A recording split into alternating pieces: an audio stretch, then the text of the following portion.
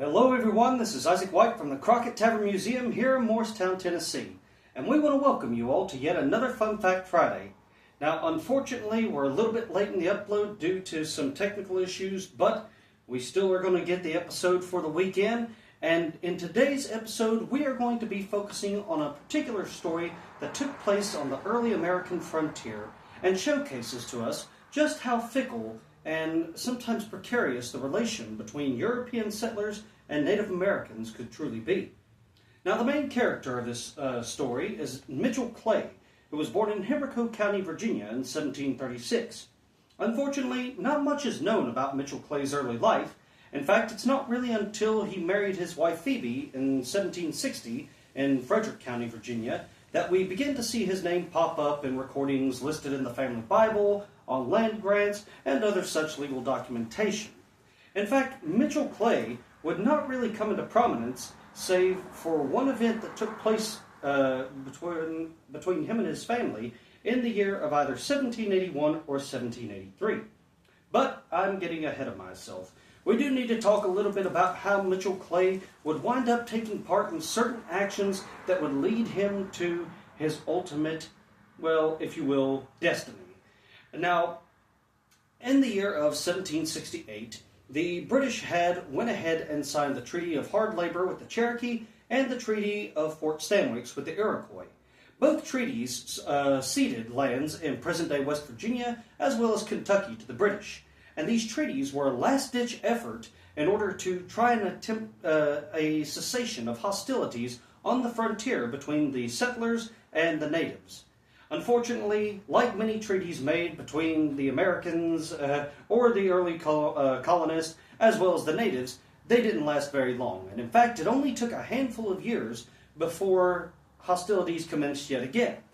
This time, the notable hostilities we're going to be talking about, and the hostilities which Mitchell Clay took part in, would take place in the year of 1774, when, yet again, violence flared up on the frontier.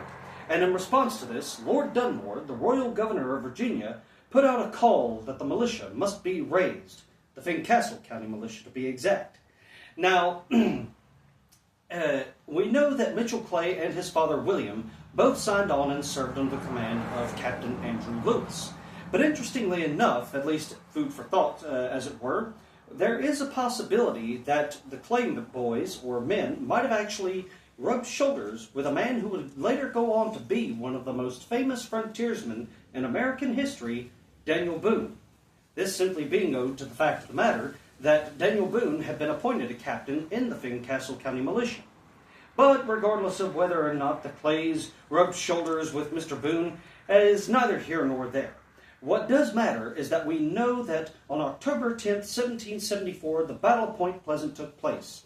And at the commencement of the battle, we see that a party of huntsmen from Lewis's militia had been ambushed by some of the Shawnee and Mingo scouts who were laying in wait under the command of Chief Cornstalk. Now, the opening shots of the battle only claimed one victim, but interestingly enough, that victim is claimed to have actually been none other than William, the father of Mitchell. Now, we do know that the Battle of Point Pleasant took place for quite some hours, and in fact, it wasn't until Andrew Lewis committed the rest of his militia to the field that they were actually able to turn the tide of the battle and defeat Chief Cornstalk and his native confederation. Now, Andrew Lewis was not exactly one to just sit around and rest on his laurels, so what does he do but he pursues the Shawnee across the river and into Ohio, setting up Camp Charlotte just outside of the Shawnee villages. And at this point, the natives knew there was nothing for it but to sue for peace. And thus, the Treaty of Camp Charlotte was signed, ceding over the hunting lands of the Shawnee in Kentucky. Now, if Mitchell Clay thought that this would be the end of his particular doings with the Shawnee, then he most certainly was going to be mistaken. However, interestingly enough, the Battle of Point Pleasant would be the last of what we call colonial conflicts, because only a few short months later, the opening of the American Revolution commenced with the battles of Lexington and Concord. But whether or not Mitchell actually served in the Revolutionary War, we don't really know. And if he had served, it would have been very briefly, because shortly after Lord Dunmore's war was over, he was gifted a grant of land in the sum of around 8 to 1,200 acres for his service at the Battle of Point Pleasant. And thus, in 1775, Mitchell, Phoebe, and his family moved to the Clover Bottoms through which the Bluestone River runs and became the first white settlers in present-day Mercer County, West Virginia. Now, around this same time, in the year of 1775, again, hostilities were flaring up on the frontier. The natives were allying themselves with the British in a desperate attempt to try and push the European settlers back across the mountains and get them out of their lands. And because of this, we see that there was an attack on some of the settlements nearby where Mitchell and his family had set up their homestead. But interestingly enough, they were never touched, never harmed. They remained unmolested by the natives. Whether or not this was because the natives simply decided to pass by, thought it wasn't worth their while, or they didn't know that the Clays had settled there, we don't really know. But what we do know is that their luck was not going to hold out for much longer.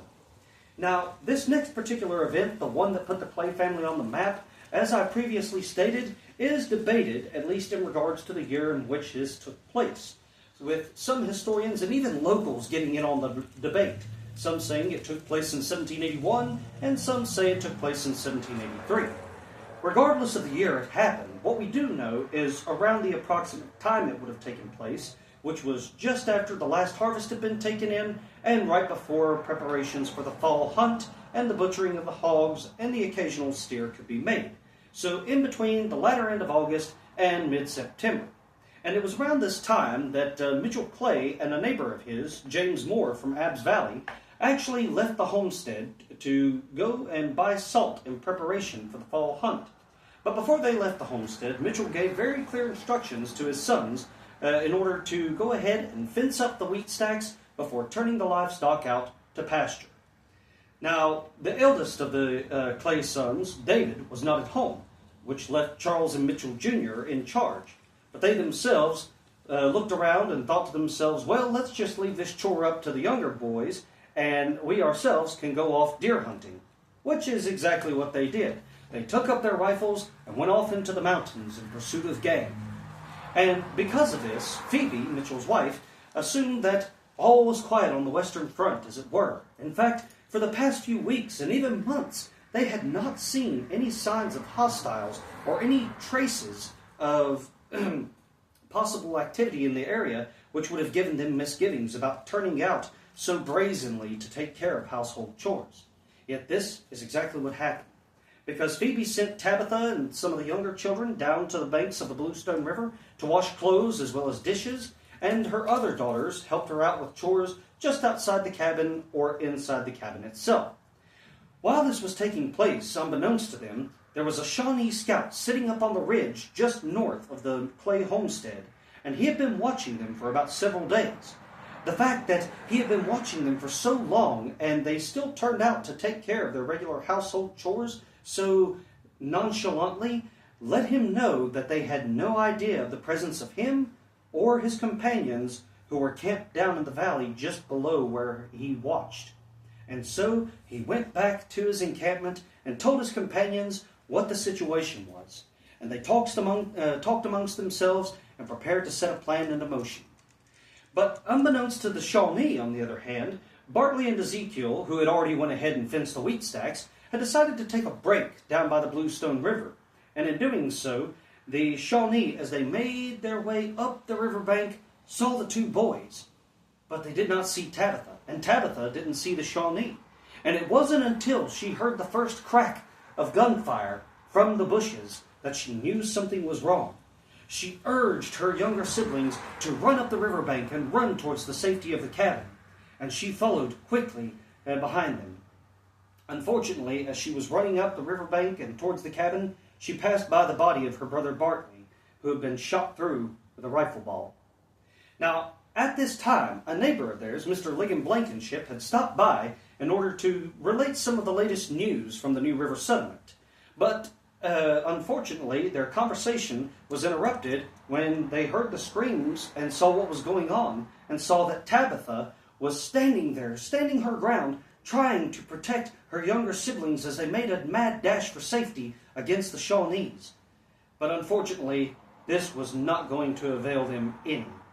And in fact, Phoebe actually told Mr. Blankenship to go ahead and shoot at one of the Shawnees who was wrestling with Tabitha. But Mr. Blankenship held off because, one, he might possibly hit Tabitha, and two, even if he fired and did kill the Shawnee, then the rest of them would know that his rifle was empty and they would rush the house. And so, with his rifle loaded, he went ahead and held the Shawnees at bay until they made their way into the safety of the cabin. Thus he closed the door and devised a plan to lure the Shawnees away and give the Clay family some time to head over Black Oak Mountain to the safety of the cabin of James Bailey. And thus he stepped outside of the cabin door and made his way down the green towards the nearest trail leading towards the New River settlement.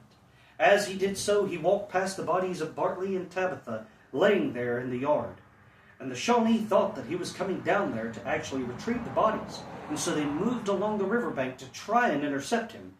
But they were mistaken, and thus, with this brief head start, Mr. Blankenship burst into a powerful stride, making his way down the trail as quickly as he could, and the Shawnees took off in hot pursuit. And every so often, when Mr. Blankenship needed to rest, he would make his way off from the trail and hide in the bushes until he could catch his breath and jump back onto the trail and continue running towards the settlement. And in this manner, the Shawnee took off after him and pursued him until they were within about 2 miles of the settlement. But once Mr. Blankenship had relayed the news to the settlers, they were alarmed and in fact put together a pursuit party to track down these hostile Shawnees who were nearby. Well, it was around this same time that Mr. Bailey, to whose house the Phoebe and the rest of the children had appeared, he had been told the whole story of what had transpired, and he himself mounted upon a steed and made his way towards the settlement in an attempt to try and relate the news, not knowing whether or not Mr. Blankenship had successfully made it there. But fortunately for him, when he arrived, he saw that the pursuit party was ready, and all they were waiting on was the captain.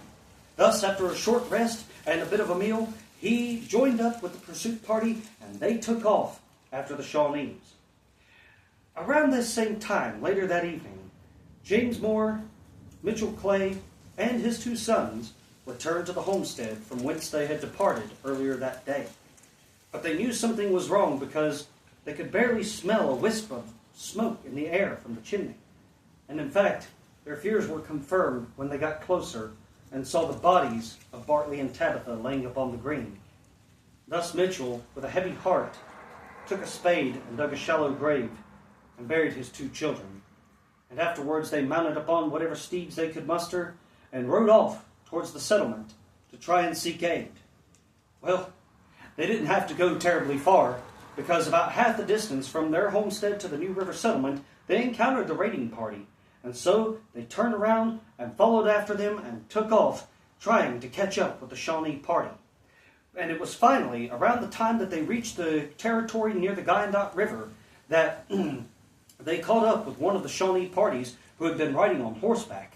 And in the pre-dawn hours, as the fog was rising up off the mountains, the men of the party crept around, rifles cocked, and waiting for the command to be given. And just as the Shawnee began to stir, before they could even take in with their own eyes the first rays of sunlight popping up over the tops of the trees, rifles and muskets cracked through the fog, and 3 Shawnee fell dead before the smoke had dissipated. A Mr. Hale and a Mr. Wiley of the party, they decided to take out their skinning knives, and when they did so, they cut off straps of skin from the backs of the Shawnees for razor straps. And in fact, Mr. Wiley, he went ahead and he took off 2 strips of skin in order to give one to Mitchell's son Charles, who had wounded one of the Shawnees. But they knew that at this point the trail would pretty much have gone cold, especially now that the Shawnees knew they were after them, and they would take every precaution to hide themselves from the Virginia riflemen. And so there was nothing for it but for the majority of the pursuit party to return back to the settlement to tend to their own families, while Mitchell and his boys, along with James Moore and James Bailey, continued on back to the Bailey cabin.